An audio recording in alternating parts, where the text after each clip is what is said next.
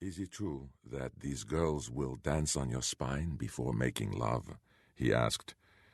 Christopher nodded and gave him another 100-baht note.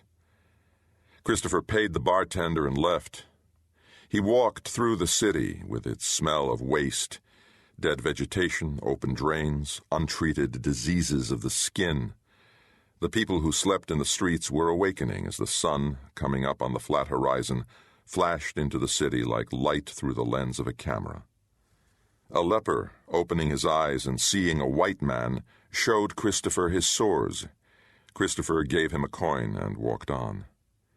When he reached the river, he hired a boatman to take him to the floating market. He had 3 hours to kill before going to the airport. It was cooler on the river, and he was just another white man among dozens who had risen early to be paddled past the grinning naked boys standing in the roiled waters and the market boats filled with odorless flowers and lovely fruits that had no taste.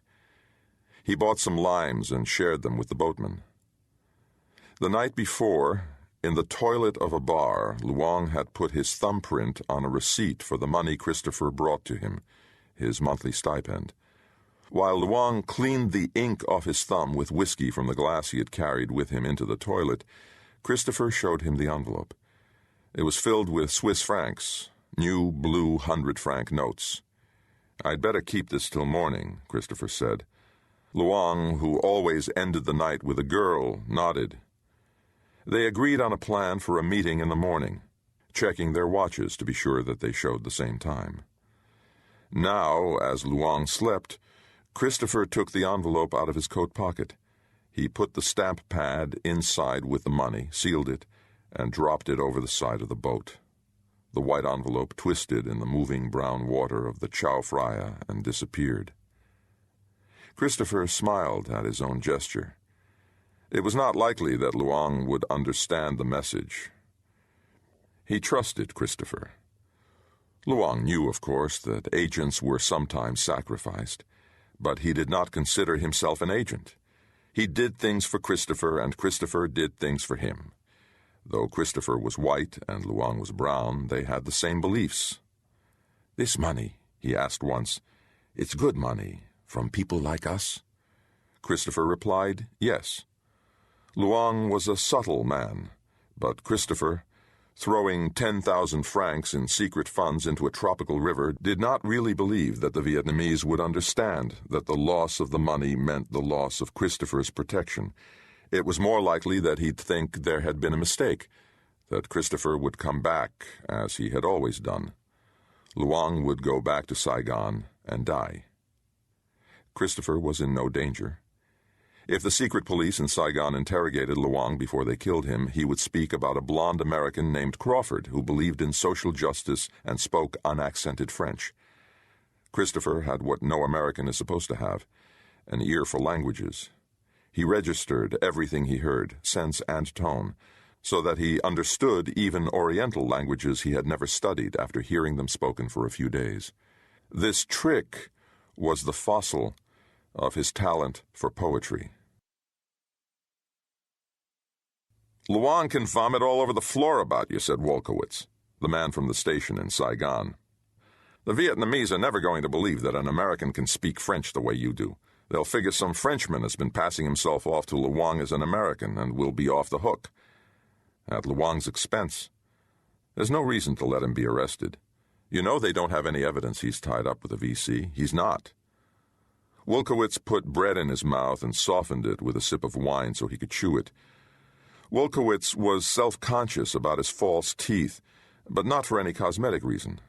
His own teeth had been pulled by a Japanese interrogator in Burma during the Second World War, and there was a belief in the profession that a man who had been tortured and stood up under it could not afterward be trusted.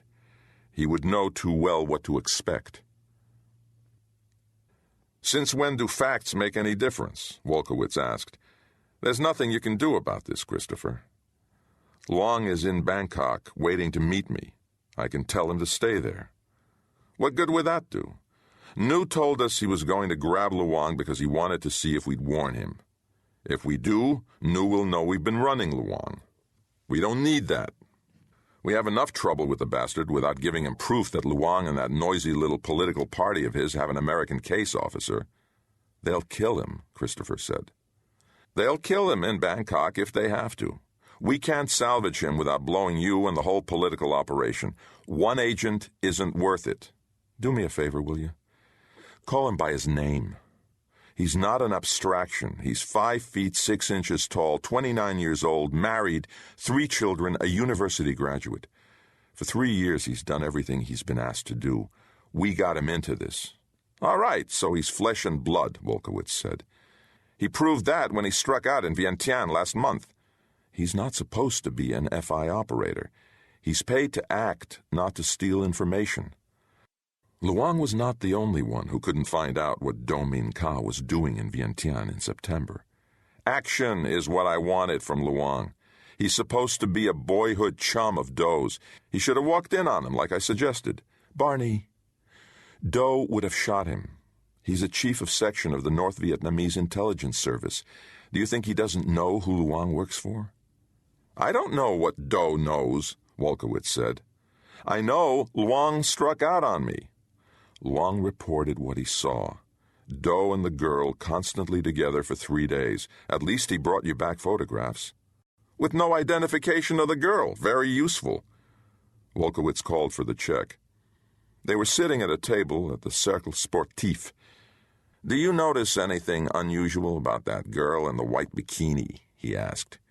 Christopher looked at a French girl who had just pulled herself out of the pool.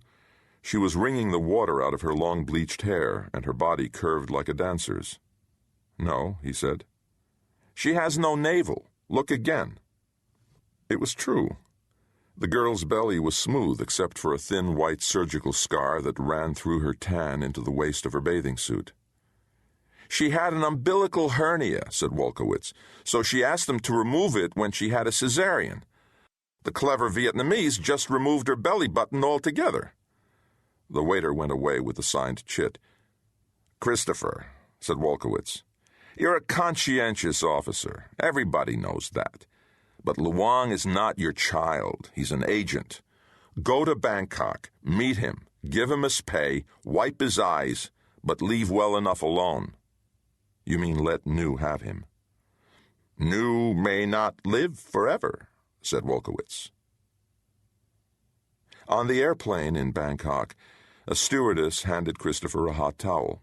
Stewardesses disliked him. He had no sexual thoughts about them. Combed and odorless in their uniforms, they seemed as artificial as airline food and drink. He had been in 9 countries in 20 days, flying in and out of climates and time zones, changing languages and his name at each landing. His appetites and his emotions were suspended. The jet turned over the city. Sunlight flashed on a pagoda that quivered on the brown plain like a column of crystal. Christopher knew that the pagoda was faced with broken blue china saucers, smashed in the hold of an English sailing ship by a storm a century before. He stood up when the seatbelt warning went out and removed his jacket. The jacket was wool because he was flying into a cold climate, and it was clammy with sweat. It was the last day of October, 1963, and it would be chilly in Paris, where he was going to make his report. Christopher organized his mind, sorting out what he had learned and what he had done in the past 20 days.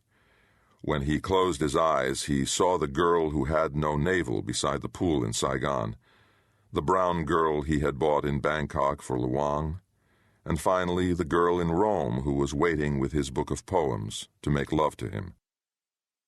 Desire is not a thing that stops with death, but joins the corpse and fetus, breath to breath. Christopher remembered what he had written well enough, but not so well as he remembered what had made him write. His grandfather's death had given him his first poem, 8 quatrains in Tennyson's voice. The old man lying in a hospital with the tubes removed from his arms so that he might die in his own time, thought that he was in a railroad station. As he ran for his train, he met his friends, and they were young again. "May Foster, your cheeks are as red as the rose. Caroline, you're wearing the white dress I always loved." Christopher's last poem was written in his own voice after